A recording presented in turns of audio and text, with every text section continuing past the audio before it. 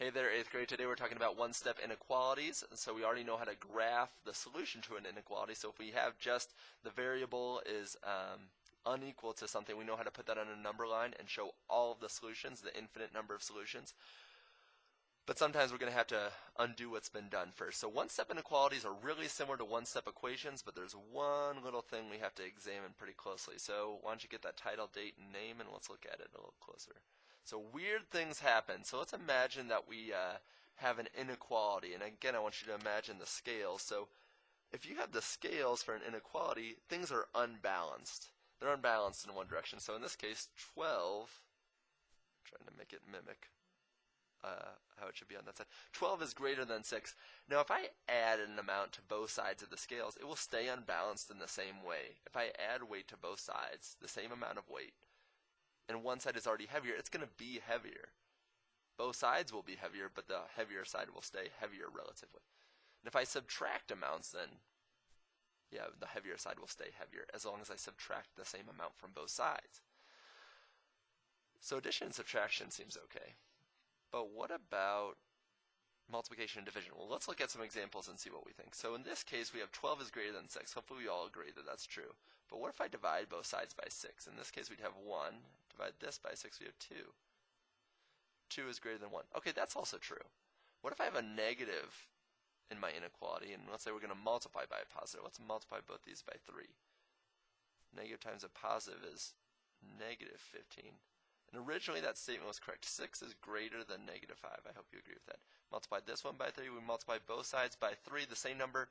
18 is greater than or equal to negative 15. That's also true. Okay, we're set. What if we multiply both sides by negative 7? In this case, we get negative 14. 2 was greater than 1 to start. Let's multiply both sides by negative 7. Is negative 14 greater than negative 7? It's not. So something weird happened there. Now we have negative 18 is greater than negative 26. That's true. It's a less negative, so it's greater. It's closer to 0 on the number line, on the negative side of the number line, so it's greater. It's to the right. What if we divided both these by negative 2? So if we divide both sides by a negative. If we divide both this by negative, negative divided by negative is a positive, positive 9. And this divided by negative 2, a negative divided by negative is a positive 13. Is 9 greater than 13? It's not. So we see that whenever we multiply or divide both sides by a negative, that's when we run into issues. That's when our inequality gets messed up. And then it becomes untrue. So we did a little detective work. I'm going to show you a demonstration in class that shows you exactly, it kind of tries to give an explanation about why that happens. But the important thing to remember right now is that solving one-step inequalities is nearly the same process as solving one-step equations. We're still just going to undo what's been done with inverse operations. But wait, there's more. Whenever we multiply or divide both sides of an inequality by a negative number, the inequality sign flips. So if it was greater than symbol, it turns to the less than symbol. If it was the less than or equal to, it turns to the greater than or equal to. So please make sure you have those notes. That second note is the most important one. Only when we do multiplication or division by a negative to both sides. Not if there is a negative number, but if we multiply both sides by a negative, or we divide both sides by a negative, that's when it's going to flip. Now let's see what I mean with some examples. Solving graphs, so please do both those with me. We're going to solve and graph these three. Now again, it's very much the same as solving one-step equations. We're going to draw the scales of injustice now. And I'll say what's been done to the variable that's being divided by negative 8. How do I undo division by negative 8? By multiplying by negative 8. So if I multiply both sides by negative 8, these cancel out. And I multiplied both sides by a negative, I need to flip my sign. Now a negative times a positive is a negative, so we'll have a negative answer. 8 times 3 is 24, carry a 2. 8 times 1 is 8, plus 2 is 10. J is now greater than negative 104. So please graph this with me as well. We're focused on negative 104. 1 to the right, 1 closer to 0, is 103. 1 to the left is negative 105.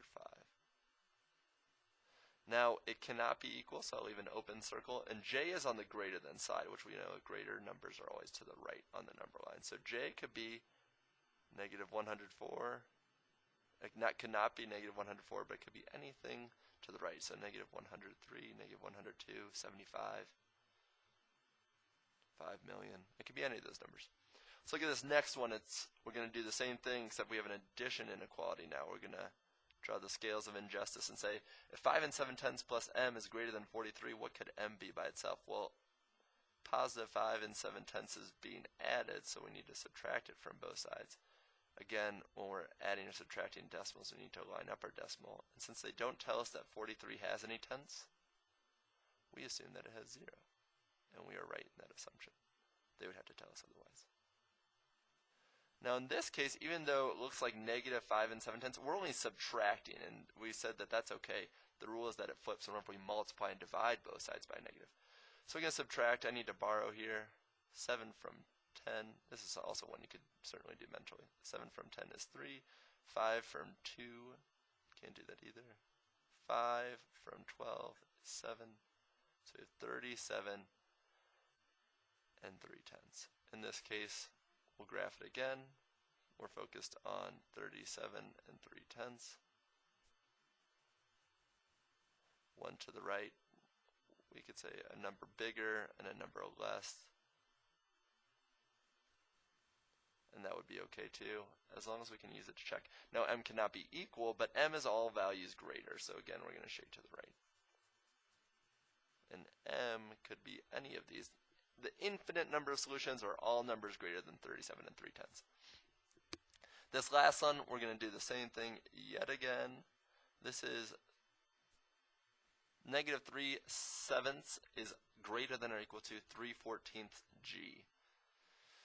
Now I'm looking at this and I say, well, if g is right next to those numbers, it's being multiplied, and I can undo multiplication by dividing or by multiplying by the reciprocal, and that's what I'm going to do. And hopefully you see that and like that too. I'll multiply both sides by the reciprocal.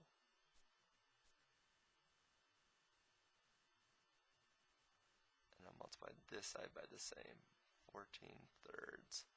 Now the great thing is that if we are multiplying and dividing by 14, they cancel out, and if we're multiplying and dividing by 3, they cancel out. When you multiply these, it becomes a number over itself, or 1, so we're left with just g, 1g. And the sign doesn't flip here, even though we have a negative sign over here. Both sides aren't being multiplied by a negative or divided by a negative, so we don't have to flip that sign. In fact, we shouldn't flip that sign. We should simplify as we go here, and we can divide both those by 7, divide both these by 3, we get negative 1 and just 1. And this is going to be 2 times negative 1 over 1, that's just negative 2. Now for graphing this, we need to be careful because again, our variable's on the right hand side. So I'm focused on the point negative 2. I know that negative 1 is 1 greater and negative 3 is 1 less. But g, even though this is the greater than or equal to symbol, g is on the small side. G, if I read from right to left, g is less than or equal to negative 2. So if it's less than or equal to, first I need to fill in that circle. And then I'll shade all numbers to the left. And that's what we do, and that's our answer. Any of these numbers could be g. I can check it by saying if I plug in, I'm shading and saying negative 3 is a solution.